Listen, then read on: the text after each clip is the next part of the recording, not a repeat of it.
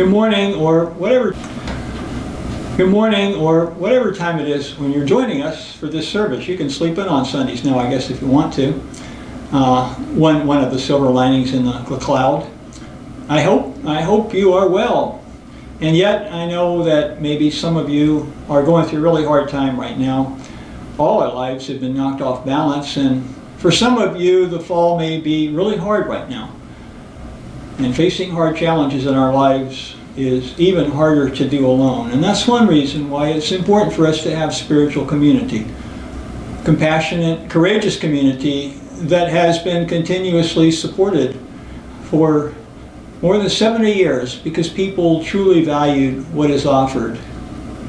And now the torch is in our hands. For the first time in our congregational history, we must meet by way of technology, and I don't know about you, but the loss of being able to gather makes me more keenly aware of the value of community, more so than ever before.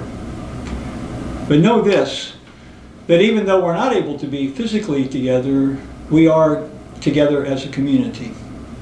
And if you're a regular member or a friend, welcome back. I'm so glad you're here. And it always brings joy to my heart to see you on Sunday mornings. And if you're a guest to our worship services, and I want you to know that we're really honored to have you with us today, even if it's virtually and we can't see you. And then if I may be direct, we're not only welcoming you, I would like to acknowledge that we need you. A free faith community such as ours is always yearning for new souls who bring us more joy and love and hope. So thanks for joining us. Now let us be together as we explore the deeper meanings and purposes of our lives.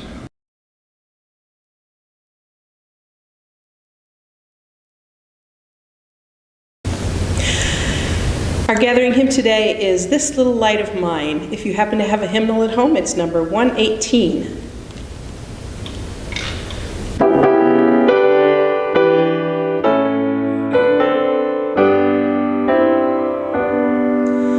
This little light of mine, I'm gonna let it shine. This little light of mine, I'm gonna let it shine.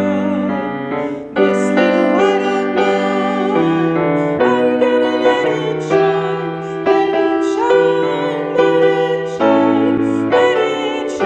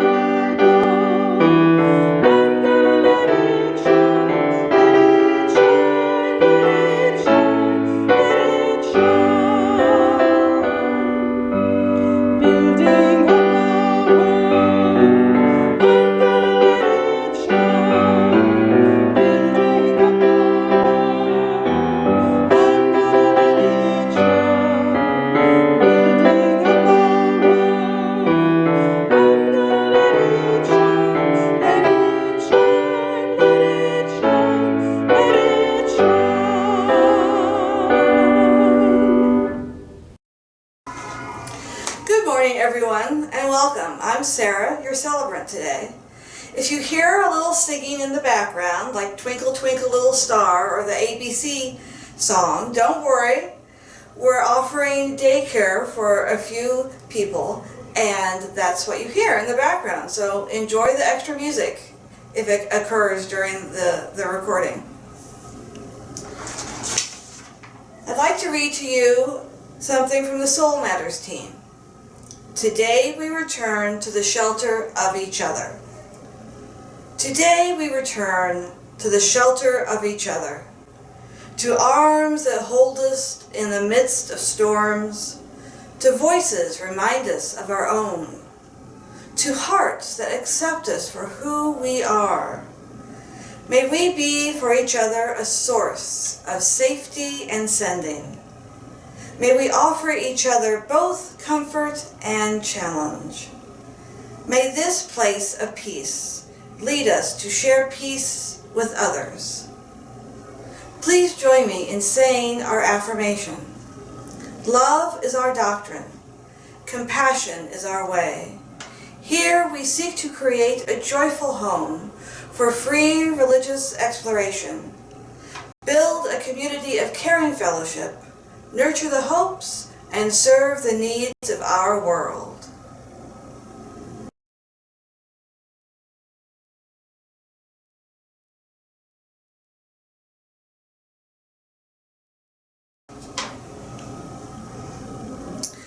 A master said to his disciple, who was always asking questions, "You have within you the answer to every question you propose, if you only knew how to look for it."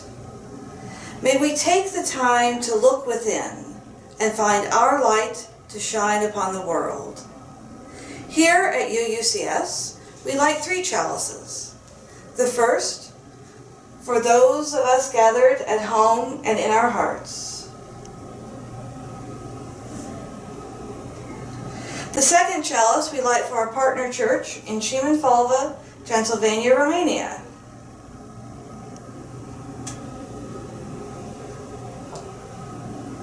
And the third we light for the children of the world who are exploring their own spiritual experience and finding the interconnectedness of all. May it be so.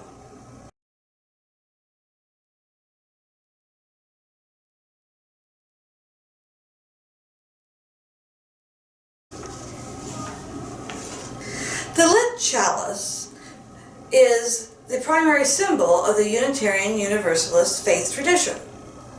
It could represent the light of reason, the warmth of community, the flame of hope. What does it represent to you in your life? If you would like to take a moment, pause the video now and think about that, or talk to your loved ones that are gathered around you. What does the light symbolize to you in your life?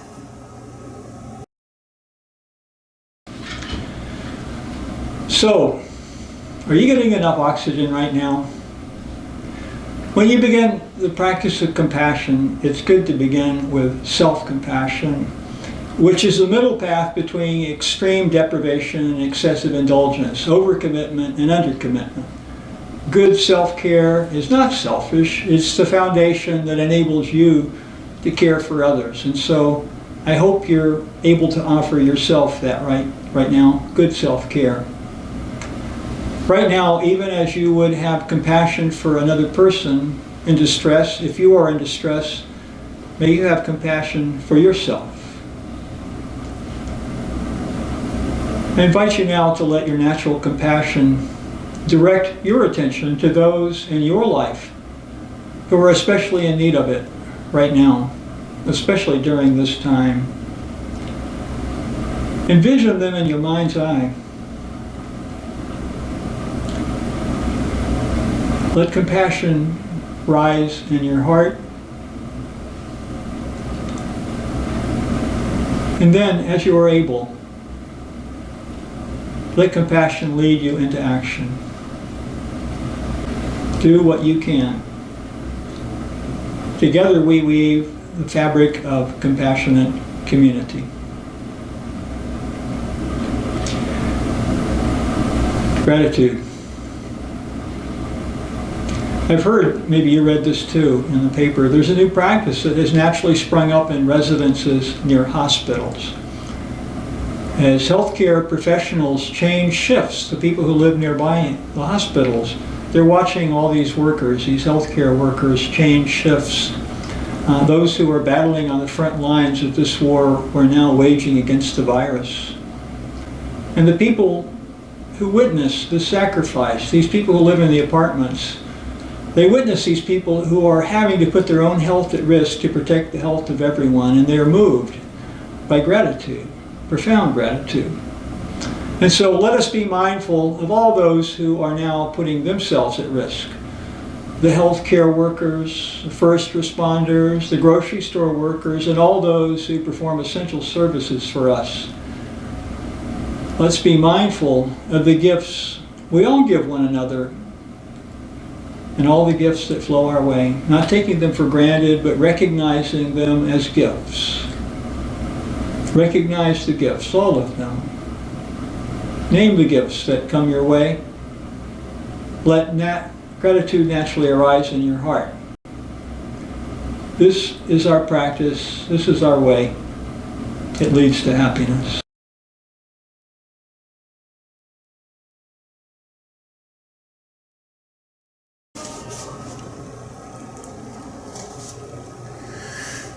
I had come on and off to UUCS for a while before I became a member. Not frequently, but usually during the summer when there were a lot of guest speakers talking about mostly non-spiritually inspiring topics. I had heard our Reverend Rick Davis once or twice and had liked him, but by chance frequently came when he was not speaking. So I wasn't totally sure what to expect when I became a member in the late fall of 2016. Early on, during a coffee time after a service, I was talking to an active member, telling them my story and about being new and not really knowing anyone except one or two members from work. They said they understood and that if I really wanted to feel like I belonged, I needed to get involved. I took their advice and slowly started to look for opportunities to get involved, to get out of my comfort zone a little bit and say hi to people and see where I could be of help. I didn't realize at the time that one little volunteer offer would create an avalanche of opportunities to become involved, which would topple onto me and sweep me away on a wave of love and connections with people and projects beyond what I could ever imagine. I would say that my life has been transformed. It is being transformed. Every time I talk with one of you, or am on a team or in a group with you, and the marvelous thing is that if I get grumpy or about something or wonder, what am I doing? I turn around and there one of you are, smiling at me, encouraging me, listening, and sharing your stories. And all at once, I feel loved and empowered again. So thank you, all you members of the Unitarian Universalist Congregation of Salem. Thank you. Thank you, especially for that one who told me to get involved. I miss you all, and I cannot wait until we are back home on our home on Center Street again, and I can see your smiling faces. May it be so.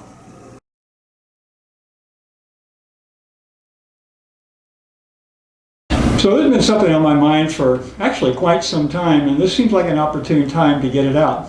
Because if I don't say this now, then you could call me a hypocrite. You could. Because practically every memorial service I conduct, I remind everyone else, everyone, that every day is precious.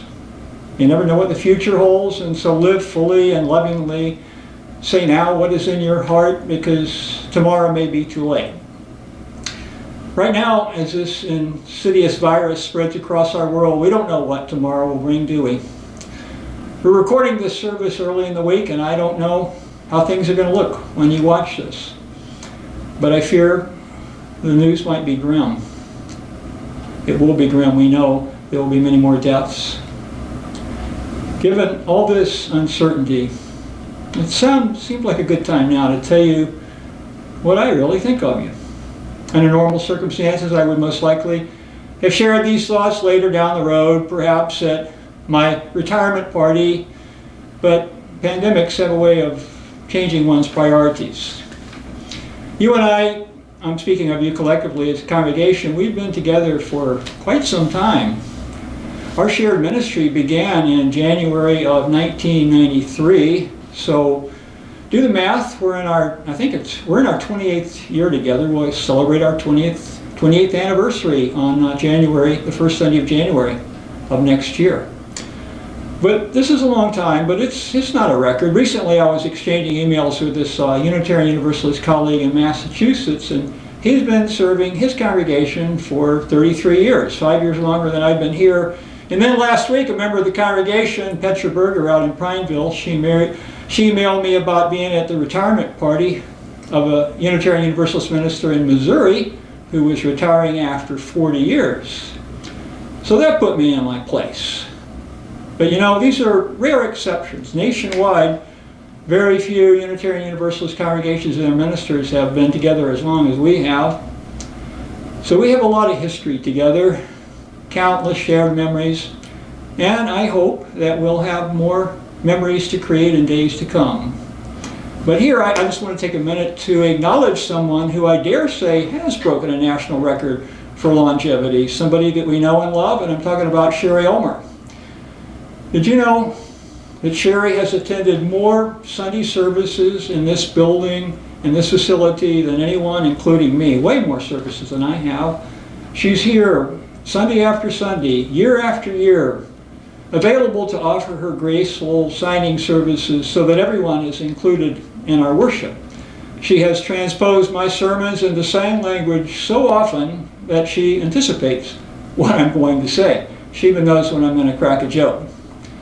What a great gift she is to our community, not just to our community, but to our larger community. I'm pretty sure that no signer can beat her record for longevity and commitment. And our goal now is to see if we can add her signing to our video services, because seeing her sign is really such an integral part of who we are. We're working on that, but we have a lot of tech challenges to face right now, and we're doing our best. It was always really my hope to have a long-term ministry here. Around the time you called me by a congregational vote in July of 1992, that's how Unitarian Universalist ministers engage their ministers. You have a meeting, a congregational meeting, and you vote to call a minister or decline to call a minister, and I'm happy that you call me. Around that time I was reading a biography of a renowned 19th century Unitarian minister. His name was a Unitarian minister in St. Louis in the 19th century. And his name was William Greenleaf Eliot. He was really quite a remarkable figure. He even drew the admiration of the British writer Charles Dickens, who was on a tour of America, and he wrote in his journal, Dickens did, "The Unitarian Church is represented in this remote place, St. Louis, by a gentleman of great worth and excellence." Likewise, the great American essayist Ralph Waldo Emerson referred to Eliot as the Saint of the West, Saint of the West. And Eliot really did live up to that praise. During his ministry in St. Louis, a deadly cholera epidemic swept through the city in 1849 and claimed 10% of the population. By way of comparison, the coronavirus is estimated to be fatal. To the last figures I heard, it's going to be less than 1% of the people who contract it. That's still a lot. It's a scary figure, but imagine having something come through our community that would take out 10% of us. And that's what this minister had to deal with. And then, to add salt to this civic wound, while he was dealing with that, and while the whole community was dealing with that, a fire swept through St. Louis. It wiped out 400 buildings and houses. And in his journal, Eliot wrote, "This year everything sad is heaped upon us." And so for 3 months, Eliot, as you can imagine, was overwhelmed with demands upon his ministerial services. And yet he persevered, and he made significant and lasting contributions to that city, more than I could mention now, but very significant contributions that even can be witnessed today. Sometime later, William Greenleaf Eliot, he had a grandson, and his grandson was also a minister, a Unitarian minister, Thomas Lamb Eliot. And he began serving as the first minister of the newly formed First Unitarian Church at Portland, Oregon. And the elder, Grandpa Eliot, wrote to his grandson, the minister, and he advised him. He said, "Stick to your post and let your effect be cumulative." And that's what he did in his own ministry, and that's what his grandson did too. They stuck around a long time. ably serving their congregations and the surrounding community, all the while forming ever-deepening bonds of trust and respect that ripened and matured through the years. And so when I was reading their biography, sometimes things just jump up at me out of books, and that phrase, stick to your post and let your effect be cumulative, it jived with my vision of what a fulfilling ministry would be like. One where you settled in for the long haul and you created trusting relationships over a long period of time. And I think one of the reasons I wanted to do this is because I'd never felt a sense of community all my life. We moved around all over the place, and I just really wanted to settle down. I wanted my son to be able to grow up in one community, and I wanted to establish relationships in a community. I'm especially aware of the value of relationships when I'm conducting memorial services, and I've done a number of these over the years, as you know, many of you. And what a delightful cast of unique and courageous and committed and lovable characters flows through my memory when I think of all those we've known and loved. And as I prepare for this sacred ritual, I summon up all my memories of the one who has died, and meet with the family, and we share our memories. And it's so interesting to me and inspiring to gain an overview of people's lives in this way. Their examples of kindness and compassion and courage and the overcoming of all manner of adversity touches and transforms me. It really does. It's a great spiritual discipline to prepare for memorial services, because as you study lives, you are inspired and transformed. In the Buddhist tradition, they emphasize how important it is to practice what they call right association. It's part of the fourth noble truth, which includes the Eightfold Noble Path. And one of the essential aspects of the spiritual path is that you practice what they call right association. That is, you associate with those who inspire and uplift and challenge and encourage and support and love and maybe tease and taunt you sometimes too. This is, for me, one of the greatest blessings of congregational life. The countless benefits we derive from our right association. And in our memorial services, we begin by acknowledging our loss. And a line from a Shakespeare sonnet comes to mind. Then can I drown an eye, unused to flow, for precious friends hid in death's stateless night. Yet then can I drown an eye, unused to flow, for precious friends hid in death's stateless night. And so we grieve. And then as the service is ending, we watch the slideshow. And I usually don't like technology a lot of times intruding into our lives too much, but slideshows at memorial services are great because we get to see all these images of the loved one. And then we choke up again. And this time we're choked up with maybe some grief, but mostly gratitude, because we can see with more spiritual clarity than ever before what a wonderful gift life is, and how wonderful this person was, and how wonderful we each are. And afterwards, I'm aware of our common tendency to recognize, so we all notice this, afterwards, after somebody's died, we recognize their true value once they're gone, and we have this big celebration of their life. Too bad they couldn't be there. We've talked about trying to revisit how we do that. Nevertheless, I have learned that it's important to cherish people while they're still here. You're still here. Someday, we will have to say goodbye. And this poignant realization makes me cherish the life we share today. Just a couple of weeks ago, I visited Ann Alexander. Many of you probably knew Ann. And it was a great visit. She was happy. She was living at the Springs, the retirement center, and we just had a great chat. And so I was really surprised and saddened to hear from her son Don just a few days ago that she had died on her 87th year, but not from the coronavirus. Anne was such a sweet soul. She had such a good life, I can still hear her delightful Texas twang and her warm smile. Experiencing the gift of her life, of all your lives, it enriches me. During the pandemic, we can't gather now to mourn Ann's passing and celebrate her life, but it will be good for us to do so when we can. She had a remarkable life. She was a remarkable person. We were so lucky to have her as a member. Really, more and more I can see what really matters is that, well, consider, I mentioned this recently in another sermon, but it bears repeating a lot of times. They did this 75-year-long study of people's lives. It was conducted by Harvard University. And they surveyed all these people about their lives, and they said, they asked them independently, so what's the most important thing in your life? What has given your life the most meaning? And independently, they all arrived at the same conclusion, that it is relationships. Relationships that matter the most in our lives. And so as I see it, here at Unitarian Universalist congregation, we are primarily in the relationship construction business. The relationship construction business. I think that's pretty clever. I hope you do too. Anyway, that's what we're doing here. That's why I've been so pleased to see our Connections Group ministry take root and grow. There are so many friendships that are being born through these groups and through involvement in our congregational life in general.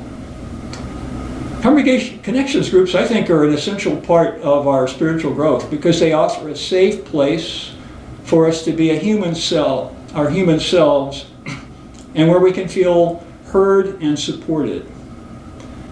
I stumbled upon this quote by John Powell. He was a Jesuit priest. I've often thought the same thing myself, and he said it better than I could, so I'll quote him. And he said, "It is an absolute certainty that no one can know of their own beauty or perceive a sense of their own worth until it has been reflected back to them in the mirror of another loving, caring human being." Yes, absolutely. And so in our congregation, we provide such mirrors to one another. And this creates the right conditions for us to grow our souls through our relationships, in our engagement, in what we call our shared ministry. So let me hold the mirror up to you right now, if I could, and say that as a congregation, you are so beautiful. You really are. You're beautiful just as you are right now. And the Zen master Shinru Suzuki whispers in my ear, he says, yes, you got it right. You should say, you're perfect just as you are, and you could use a little improvement. And the same, of course, could be said for me, except maybe I could use more than a little improvement. Nevertheless, this is a principle that we have in our purposes and principles, where we say that we covenant to affirm and promote acceptance of one another. That's the first half. We covenant to affirm and promote acceptance of one another. But then there's this and encouragement to spiritual growth in our congregations. So we're here to mirror one another's beauty, and that's a beautiful thing. It's very healing for our souls to feel loved and included in community. But we're also here to encourage one another along the paths of growth. Gently, always respecting each person's freedom of conscience, for that is our tradition. And now we're figuring out how we can continue to be a community during this time, this crisis that we're now facing. It is challenging us to change and adapt. And until now, I never truly understood this comment that a politician made, and a good politician, but he said, never let a crisis go to waste. Which is to say that the changes we are now being forced to make are good ones, actually, a lot of them, and we're learning lots of new things that will benefit us in the future. We won't be the same once this is over. For one thing, I will have become a famous televangelist. It's inevitable. Okay, I'm just kidding. Not true. But even after this passes, I believe I will regularly use short videos and Zoom-type technology to communicate and engage in dialogue with you on many matters. And really, very soon we're going to get up what we're calling the chalice side chat. You get it? Fireside chat, chalice side chat. reassuring. I like it. Anyway, we're going to get the Chalice Side Chat up soon, and that will give us an opportunity to have dialogue too. I will speak some, but we'll also have an opportunity to have dialogue and also see one another, which will be wonderful. Even now we're discovering ways to reach out and broaden our community through the use of this technology. But it just reminds me of what a beautiful thing it is that we have this building where so many good things happen. And being here alone during this time when you're not here, and our beautiful spiritual home has offered me this poignant pause, this spiritual space to feel gratitude for this religious community bequeathed to us by those who came before us, and which we now nurture into fuller being. Now, continuing to hold up the mirror to reveal other angles of your congregational image, I want you to consider this. Consider all the good you do for the surrounding community. Did you know that you helped found 2 ongoing programs in our community, social service programs in our community, Family Promise, formerly known as Salem Interfaith Hospitality Network, and Congregations Helping People? They're still going strong, and we helped found them. We participated in the Family Promise program for over 20 years, offering food and shelter and comfort to families who are homeless. We made substantial contributions to a number of local nonprofits through our Share the Plate Sunday offering program. We got a lot of friends out there in the community. They know that we're out there. They know that we're out there advocating for the rights and dignity of those most vulnerable, especially the immigrants and the refugees. They know that we even get out there, we do the dirty work. We clean up Cordon Road. We have a microfinance team that's just amazing. They start programs all over the world. Our congregation has a worldwide impact in ways subtle and apparent. We love to share our space with others who share our values. The Salem Zen Buddhist Center, the Aztec Dance Group, the Master Gardener Program, the Salem Youth Symphony, and other musical groups. There's a marvelous preschool running most of the time. Now it's serving as an emergency, or will be soon serving as an emergency preschool for those who are first responders or people who maybe have to have child care. They may not be first responders. You're launching programs, continuing to hold a mirror up to you as a congregation. You're launching plans for building a transitional housing shelter for women who've been homeless. Every Sunday you offer food to the Marion Pope Food Share. Many times you drop in checks too. I could go on, but I hope you get the point. Just think of it, we make a vital difference in the lives of so many people in our community. And we are known in our community as a steady and dependable partner, that we are willing to work with other groups and organizations that share our life-affirming values. You are indeed a beautiful congregation. You are. You truly serve one another and nurture the hopes and serve the needs of our world. And even as my motto has been, stick to your post and let your effect be cumulative, I wouldn't have been able to do that unless you were willing to support our long shared ministry together. And here's something I really want you to understand. Congregations shape ministers more than you realize, more than people realize. Too often, I'm sorry to say, clergy don't feel the love and support of the members, and when this is lacking, ministries flounder and fail. I've seen it many times. But I am so happy to note that I have felt loved and supported by you, and that has empowered me in more ways than I can say. And I hope that you have felt loved by me. I hope that you realize that I do love you. No kidding. Deal with it. In the early days of my ministry, there were a few rough spots, because before you establish a strong foundation of trust, you kind of test each other out, and we got through those rough spots, and we built trust. We grew through the experience. And over the span of years, our trust and appreciation has only grown. What an amazing journey we're on together. You know, in the evenings, oftentimes I take a late night walk and I just think about my life. I think back on our lives together, all the things we've seen and done and experienced and enjoyed. And a bright glow of gratitude shines in my heart when I think of you and you and you and how we have shared this ministry.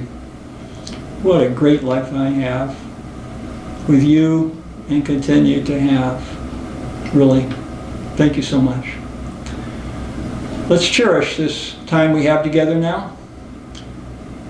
In our nation, many of us, I think, were lulled into a false sense of security. It always seemed to me that the greatest calamities, they always happened abroad, somewhere else. We were protected by our two oceans and our democratic institutions and our first world status. I did not really anticipate this dramatic shift. I always thought that future generations would be facing what we're facing now.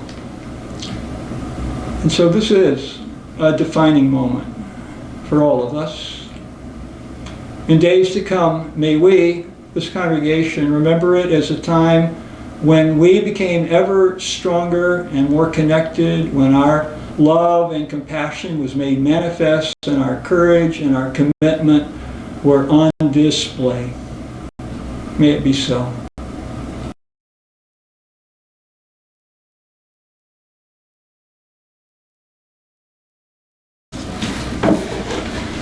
One of my favorite meditations is, you can find it in our hymnal, it's by the Indian poet Kalidasa.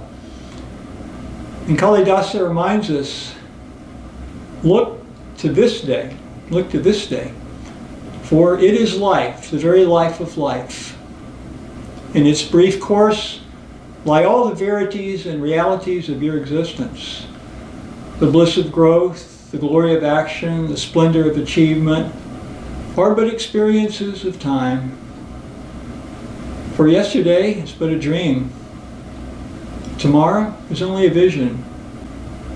And today well lived makes yesterday a dream of happiness and every tomorrow a vision of hope.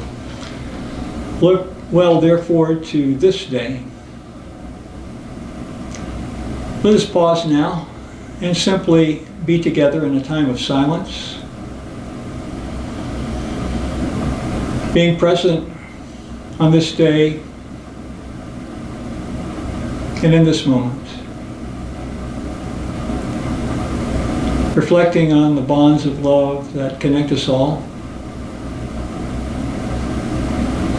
even though we are apart.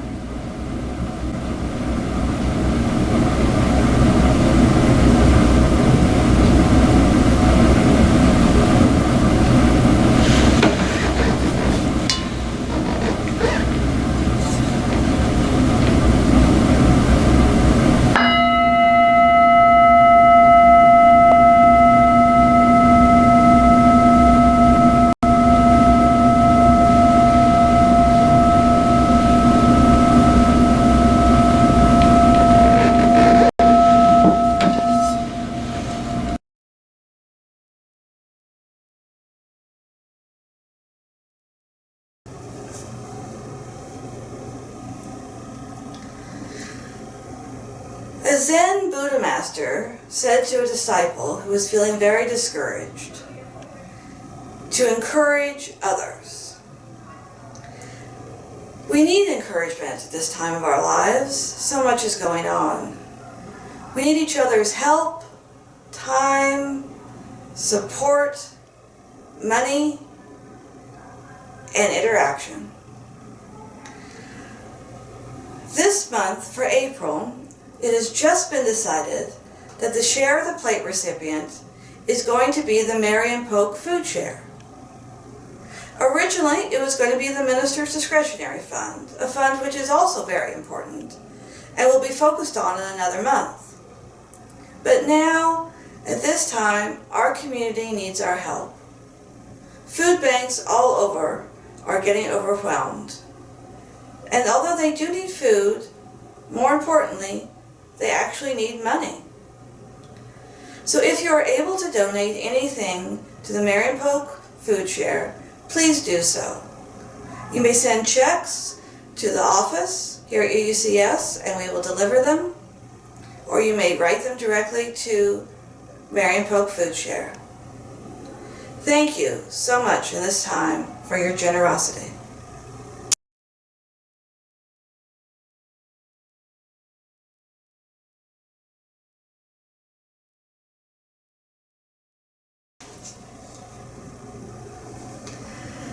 From the light of our chalice, let us light the social justice candle as a symbol of the love and compassion we carry out into the world on our daily travels.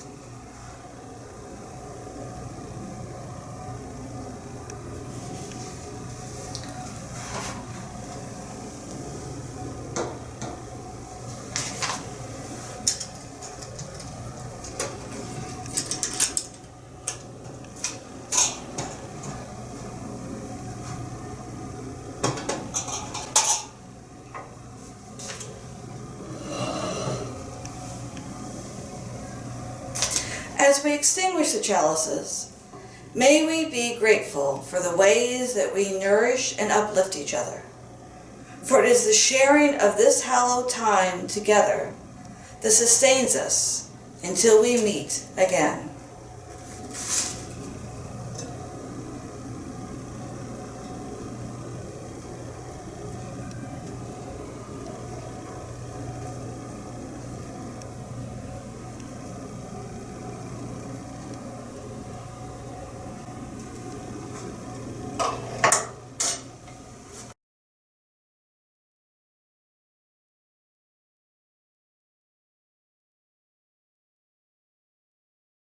Hi, I'm Christine Erdahl, Chair of the Board of our Unitarian Universalist congregation here in Salem. I'm going to give you our annual stewardship message. This is something our congregants are familiar with. We do this stewardship message every year during our pledge drive. This year, this pandemic has thrown many things into disarray, so we're lagging a bit in our stewardship campaign. Let me give you an update on the campaign, which has brought us a long way toward meeting our goal, and we thank you to all who have participated so far. But we have a bit more distance to go, and we need your help. Here at UUCS, we do a lot with a little. We have reduced staffing hours. None of our employees is more than half-time. We stretch our dollars to fund our shared ministry and thereby bless one another and our surrounding community in so many ways. We rely upon and trust in the generous financial support from you, our friends, and members. Now more than ever, during this pandemic, we recognize the value of community and the blessings of our beloved congregation. In order to keep staffing and services at the current level, we need another $20,000 to meet our goal. And I trust we will make it and perhaps exceed it. If you haven't signed an estimate of giving form, I urge you to do this. You can go on our website, our UUCS website, and click on the Pledge Drive button, and that will lead you to the estimate of giving form. I'd also like to ask those of you who have already completed this form to add some to your pledge to help us meet this goal. This would be most helpful. All you have to do to add to your pledge is email or call the UUCS office, and they will take down your information. Thank you so much.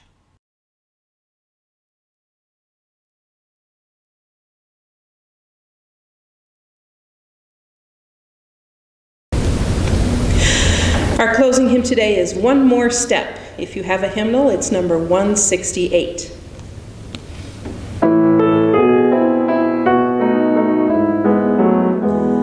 One more step, we will take one more step, till there is peace for us, and everyone will take one more step. One more word, we will say one more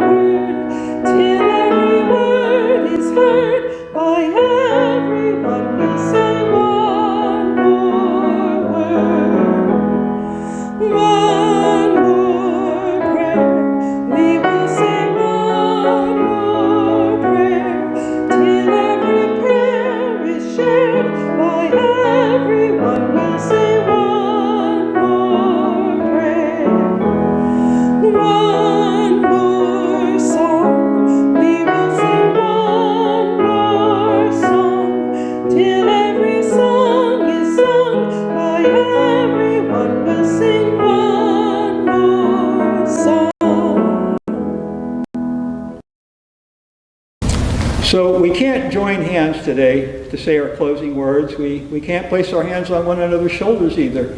But we can hold one another in each other's hearts as we say our closing words.